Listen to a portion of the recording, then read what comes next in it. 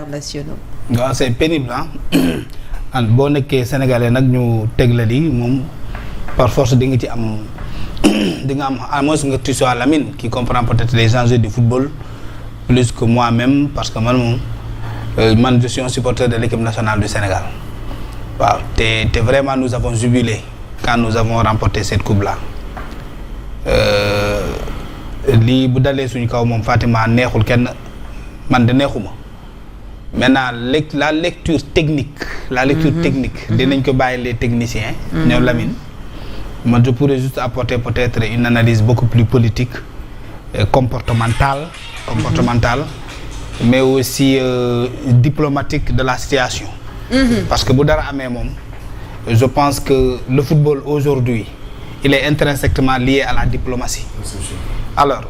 quand on a eu cet incident d'abord sur le terrain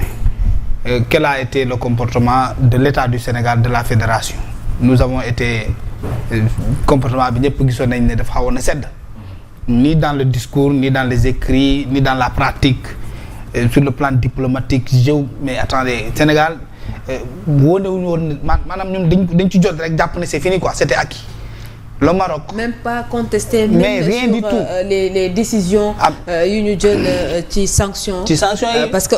ci décisions yi ñu jël nii sax même ki nga xamante ne moom moo di le jeune joueur marocain bi doon sonal un peu Edouard Mendy pour jël serviette bi gis nañ ne retiré nañ ko li leen di sanction bi mais bien sûr parce que Maroc moo wone bëgg-bëgg moom moo ñu woon moo woon àddina moo woon Afrique ne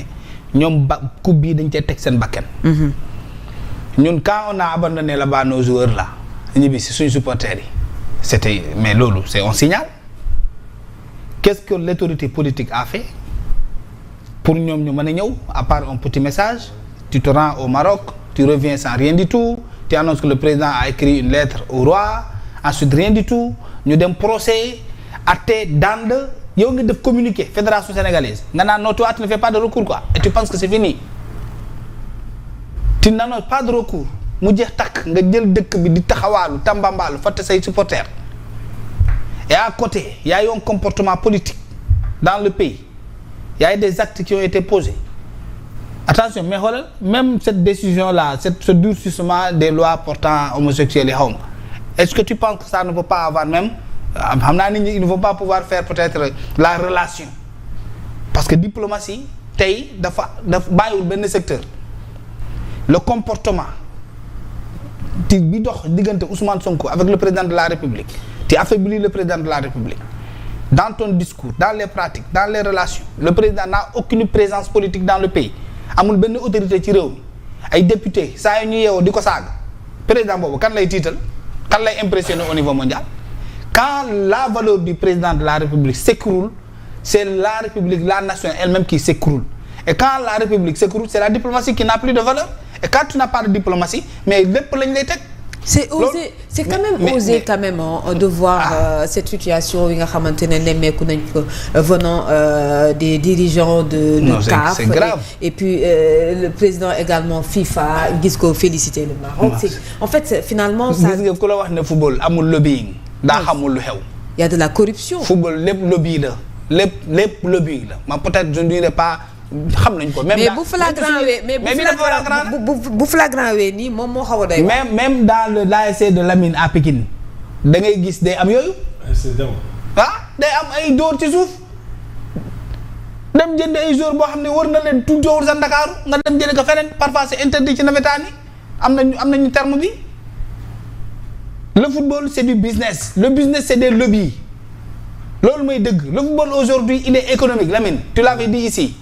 c'est du business lu mu leen jaral bu la ko jaralul loo ci jot football bi lu mu jaral Maroc jaraluñu ko ñun dañoo ñëw ñu atte ñu rek ñu wër ci dëkk bi di taxawaal di tambambaalu ak sunu ko di wër fàtte ne xoolal am na ku dugal fale recours waajaloo dara tu n'as rien prévu tout est tombé sur notre tête comme ça à nos soirs kenn waajalu ko woon ni la Fédé ni le gouvernement personne Maroc ñoom ñoo ngi ci suñuy tànk ne coupe bi par force bi génn Maroc wala bu génnee day ñëwaat parce que y a pas eu de diplomatie sportive autour de cette question-là personne n'a soutenu l'équipe nationale du Sénégal man je ne parle pas de la fédération parce qu'elle est comptable de ce qui arrive mais je parle de l'équipe nationale qui s'est battue reyante ba jot coupe bi parfois même avec des difficultés Lamine tu étais là-bas. Des difficultés nga ñëw yow am nga coupe bi rek pour yow jeex na quoi c'est la fin du monde et puis c'est acquis quoi tu n'as pas de diplomatie rien du tout qui est morte lépp mab Sénégal a tout perdu tout sur le plan économique sur le plan sportif sur le plan diplomatique tu n'as rien tu n'as aucune considération parce que ça c'est un manque de respect flagrant moo seppee la tudde xamu nu lii sañoon na ko ci yeneen régime yi je ne pense pas qu'il aurait pu l'oser auparavant je ne pense pas mais li mu jaraloon Maroc bu ñu ko jaraloon du demee nii kenn du am sañ-sañ de def li ñuy def nii maintenant il nous reste je pense une dernière porte Lamine les gens l'ont dit mooy tribunal arbitral sportif peut-être il faut utiliser cette fenêtre là pour que la coupe ne quitte pas mais fu mu toll nii moom ce n'est même pas bien pour nous quoi. Ce sera une insulte insulte ci africains yi parce que déjà rek ñu ngi ñuy commencer di xas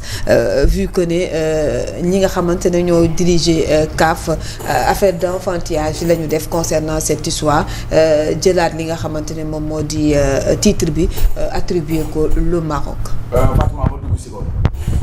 fi may waxee mooy commencer si CAF boobu nga wax. Fatima la CAF est une vraie honte ici en Afrique. La CAF est en train de tuer notre football africain. La CAF est en train de donner une mauvaise image aux yeux du monde, une mauvaise image de l'Afrique. Une CAF dirigée par des lobbying, une CAF dirigée par des dealers, une CAF dirigée par des businessmen, des gens qui sont juste là pour de l'argent et qui sont en train même de tuer le football africain, commençant par le CHAN qu'ils ont éliminé déjà, que personne n'en parle. C'est une honte pour l'Afrique. Vous êtes en train de tuer notre football parce que ce CHAN-là que vous avez éliminé des compétitions était tout simplement la fenêtre, la vitrine qui montrait le talent caché de nos jeunes, des jeunes talents d'Afrique même. Et ce CHAN-là a montré des pépites même comme Lamine Camara, comme li nga xamante ki nga xamante mooy comment ça s'appelle Krépin Diatta, ainsi de suite. Et là on nous parle même de cette CAF. Cette CAF me disait pas un certain Motsepe qui n'est là que pour des deals, qui n'est là que pour tout simplement pour essayer de chercher du profit. C'est une honte pour l'Afrique. Et nos dirigeants doivent sévir. Nos dirigeants doivent sévir. Commençant par déjà ces dirigeants marocains là. Je parle du Maroc maintenant. Le peuple marocain, vous avez été des frères pour nous. Faut pas gâter cette image. Faut pas rompre ce lien qui nous a réunis. Le Maroc, je parle du Maroc.